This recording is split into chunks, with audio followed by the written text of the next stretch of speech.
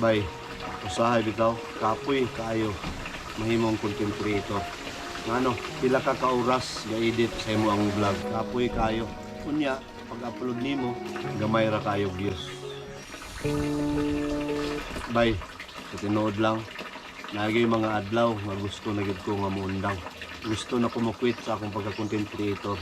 Murag wala na gid pulos ang imong mga effort bitaw tungod sa imong kakapoy. Pareha na ako karon, construction worker ko. Tapos gisabay na ako ni pag YouTube. Pag uli pagkagabi sa balay, kapoy ang lawas.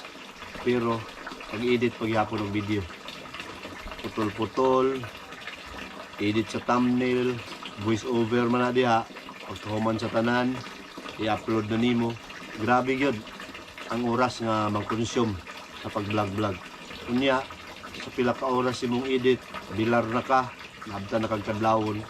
Pag human nimo upload, mga pila ka oras, kung tanaw nimo, pila ra ang views, 10 views, 20 views, 25 views. O nang makaingon ka bay, usa man ni, kaya pa ka ni. Ihimo na nimo ang tanan bay sa edit, gibuhos nimo tanan. Pero ang result, failure gihapon. Magbalik-balik ang pangutana bay sa imong kagalingon. Worth it pa ba niya akong gihimo? Naglaan kag pila ka oras, naglaan kag kusog kahago para mahuman kag edit pagkahuman. 10 views, 20 views, dili gid siya worth it bay. Samot na napagyoy expectation nimo nga kini nga video murag kusog ni, kini nga video patok ni, murag diri jud ko ani mo viral. Pero wala ang ending, tabla ang tanan nimong kahago. Pero bay, diri na ko na-realize, dili man pud siguro tanang video nga imong gi-upload mo viral gidayon. Muna ako nakuha bay, usahay ang imong video nga gi-upload, nahimo ra na nimo siyang lesson, dili siya reward. Ariya karon, nawada na ko gana. Tukad pa sa una bay ang akong problema manggod. Sa pag-edit pa lang, dapat perfect yun. Dapat perfect tanan. Maong dugay jud kog human sa usa lang ka video. Tungod sa kadugay, kahago, focus ka sa imong edit. Tapos ang result, wala, down gyapon kayo. Result ana bay, burnout gid ka. Mawadan ka gana. Makaingon na gid ka nga katapusan na gid sa YouTube. Quit na gid ko ani. Pero bay, mga isog pasensya sa akuang background karon. Kaya na ako diri sa kusina, nagtanong-tanong ako sa akong buhi. Habang gamuni-muni ko bahin sa akong views sa akong YouTube ug magpadayon ba ko. Pakita na ko ninyo muna ko mga buhi bay. Crayfish. Pero hangtod karon wala pa ko katilaw ani. Ug unsa kay lami ani. Pero maabot lang panahon nga matilawan gid na ko ni. Ini managko na. So padayon ta. Naot nga yung masabtan ng akong background, nako sa luyo sa mong balay. Padayon ta diri. Sud kay mag content creator ka, abi nimo basta-basta dili. Karon sulayan sa nako ning sistema na pod. Simple lang kayo ang akong tirada karon. Iwas sa burnout, iwas sa walay gana, iwas sa mga edit nga baling hagua. Ang akong plano karon bay, mao ni may mo upload kog 3 ka video kaysa maghimo kog isa ka perfect editing nga video. Muna ako ang ibali iwas burnout. Imbis nga mag-edit kog banat sa isa ka video, focus para ma-upload. Pero binubay pag-edit ko, usahay maabot na siya 2 days ana mahuman. Kay gusto na ko perfecton gid siya.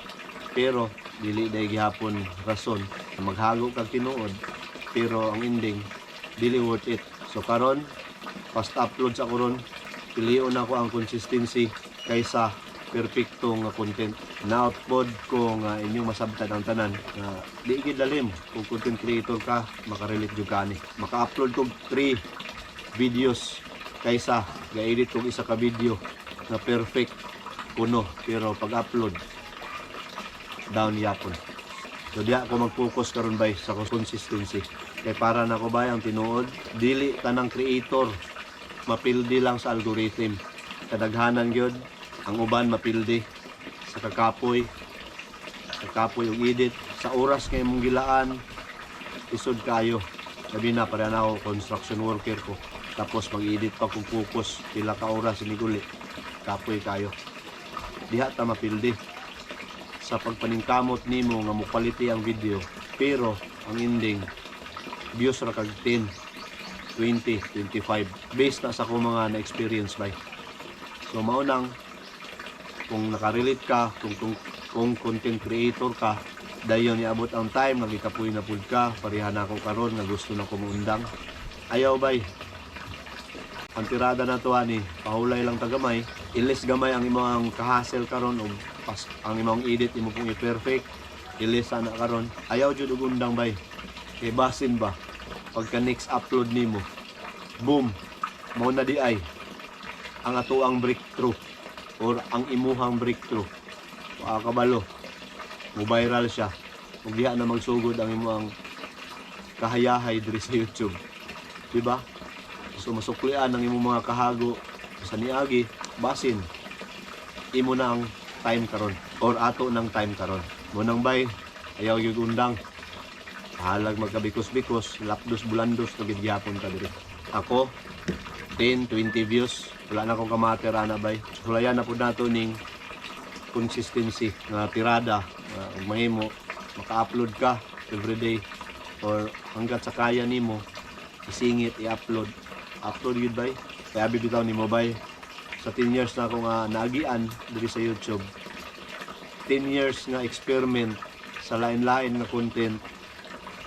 Struggle sa YouTube channel. Pero hangtod karon bay, murag nakaingon ko, wa pa ko nahuman sa akong experiment. Pagpadayon pagid gihapon ko. Unang kita, kung na-burn out ka, di kapoy na ka, gusto na ka mo quit, ayaw sabay. Guys, sa last chance ang imong kaugalingon. Padayon ta. Lapdos bulandos. Bay, kung nakarelate ka, comment mo diha, padayon. Kaya aron padayonon pa nato ang atuang pagpaningkamot diri sa YouTube. Kay basin day puhon. Kung pabor na pud nato ang panahon. Naningkamot is out. Bye-bye. Thank you.